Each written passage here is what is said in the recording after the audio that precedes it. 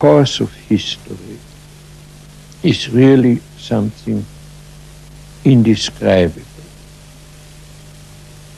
Anything that happens, a bad night, not only of a very important and influential man, but of anybody, is part of history.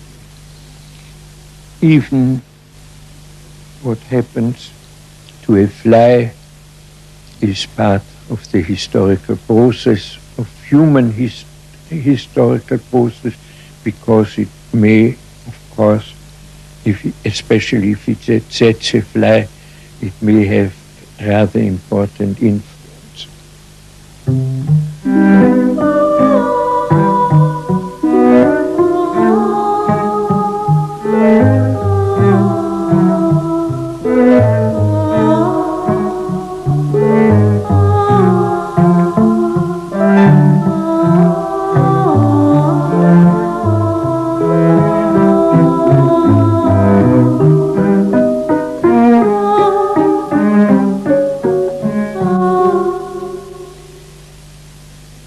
The point is really that we have to distinguish, let us say, the historical processes which are infinitely complex and infinitely elaborate. Then we have to distinguish the writing of history. And that is what one calls historiography. There is this strange aspect of history that we cannot write just history. We have to write history of something. And there is another important thing, and that is that if we have no problems, history wouldn't be very interesting. And problems are problems to explain.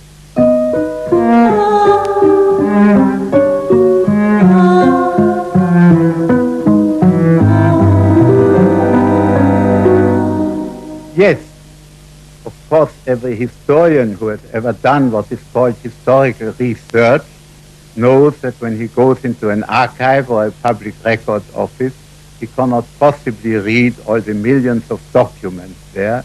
His research is really a search for an answer to a question, whether it is when a certain picture was painted or how many ships arrived at a certain port from the Far East, or, as you say, more importantly, how certain things developed and became what they are now. It is often said, of course, that school children should not only learn the sequence of kings and of battles, but those who say so, they often mean that they should only be taught the history of the class struggle. Now, I wouldn't deny that the history of exploitation and the fight against exploitation is also an interesting topic of the kind you alluded to. But I think it would be very important if at school children would learn. There was a book by Haldane called Everything Has a History, would learn that one can be curious about how anything arose in our lives. And often the question leads us to very surprising and interesting answers.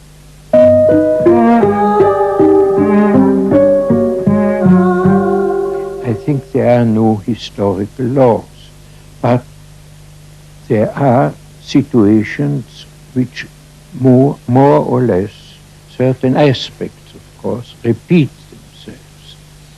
If we want to explain something in history, we have to take these typical situations, make as it were a kind of model of them, and use then this model in order to explain certain events. So, for example, the model of availability of books leads in Athens, it seems, to democracy, and a similar consequence, more complicated, we find in the Renaissance.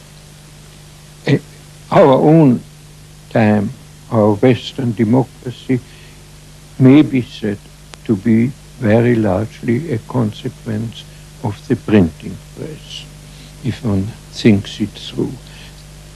There are quite a number of examples of such historical explanation which explain things,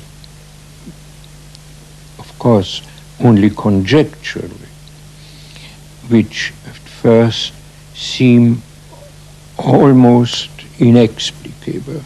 You have spoken in this context of the logic of situation. Yes, that is it. And that is a very valuable the idea. Logic of situation.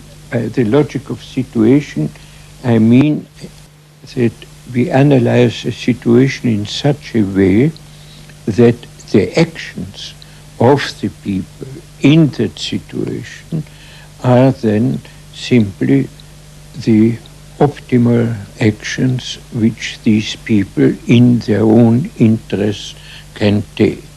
I would, however, say that it does belong also to the logic of the situation that people in acting make mistakes. Mistakes are unavoidable and can be, although in a way they are illogical, but they can be incorporated in the logic of the situation.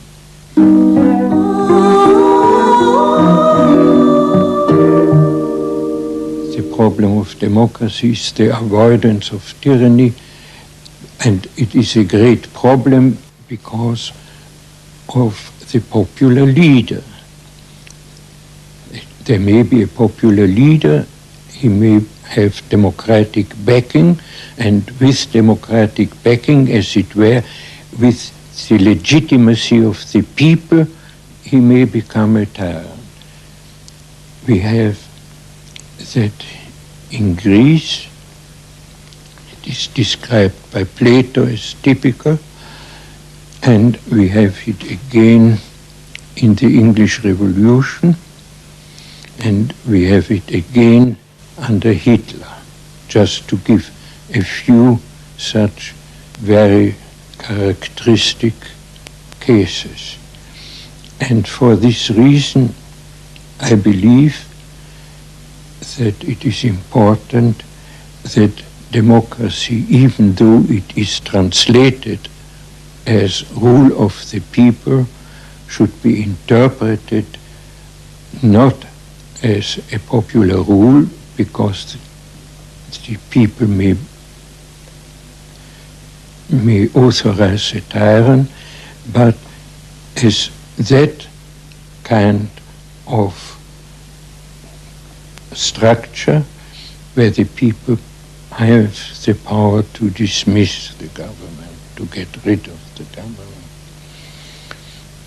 So I have not only now spoken about history, but actually about politics, but these two are closely related. What you just said about democracy having to do with an effort to prevent tyranny, again applies particularly well to the story of Florence in the 14th and 15th century. The Florentines were so anxious to prevent tyranny by preventing anybody from ruling alone, that they introduced a very complicated system of elections to offices, each of which should not last longer than sometimes 2 months or 4 months. And this very complicated system of elections, of course, was stultifying. One might say that it led to Medici rule as an unintended consequence, because it wasn't workable unless some people really maintained the continuity, and also the continuity of power in foreign politics and in other matters. So that here you have an example of the error which you mentioned before, which can creep into a situation if it isn't possibly properly thought through, or even if it is thought through. So this your logic of situation doesn't mean, as I understand it, that the logic is compelling in the sense of determinism.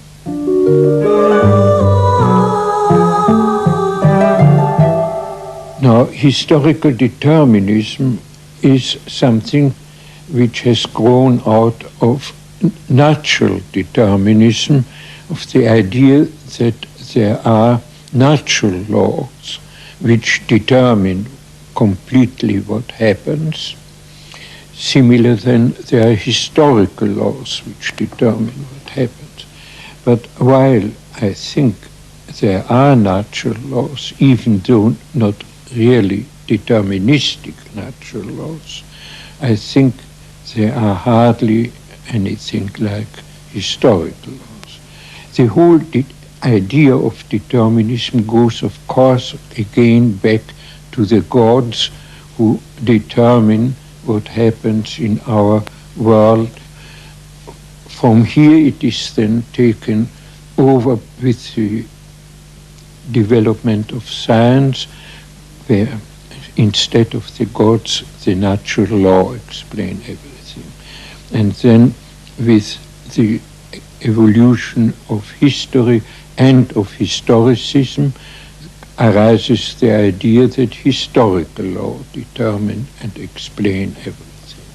But I think that this is a false dogma, one of the many false dogmas which have played a role in historiography.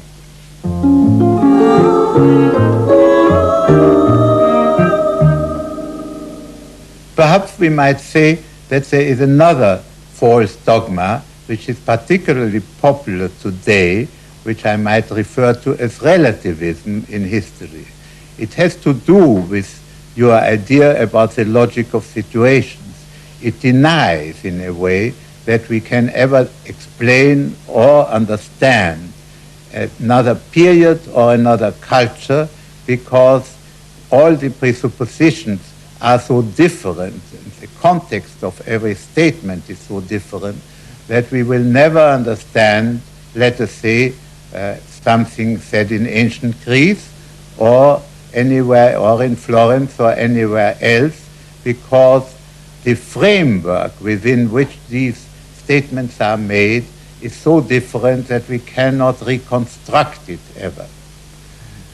You have written in this context, in an article of which I am very fond, that this doctrine confuses a great difficulty with an impossibility. It arises from the modest realization that we haven't really quite understood yet. But this should not lead to a nihilistic attitude. It cannot be understood, but only to realizing that our task is very difficult, in our task in understanding, and that a lot of work should go in, a lot of thought should go in, and a lot of imagination has to go in. Obviously, anybody may say, how do you know that you are so successful? You may only imagine that you are so successful. Nevertheless, in this way of historical search and research, we do discover more and more facts, and the facts do fit better and better together into a picture.